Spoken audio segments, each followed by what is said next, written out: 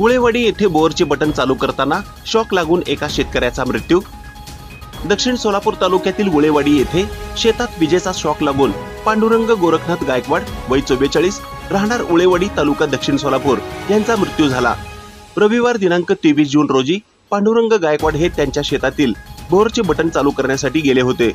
बोरचे button चालू करताना त्यांना विजेचा शॉक लागला।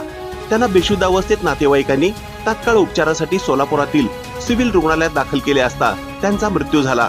या घटनेची नोंद सिव्हिल हॉस्पिटल पोलीस चौकीत झाली आहे। ही बातमी संकलित केली आहे संपादक गुरुदादा गायकवाड यांनी। ताज्या घडामोडी पाहण्यासाठी आजच महाराष्ट्र सुखदेव न्यूज या YouTube चॅनलला लाईक आणि सबस्क्राईब करा। ताज्या घडामोडी पाहण्यासाठी आजच महाराष्ट्र सुखदेव न्यूज या YouTube चॅनलला लाईक आणि सबस्क्राईब करा।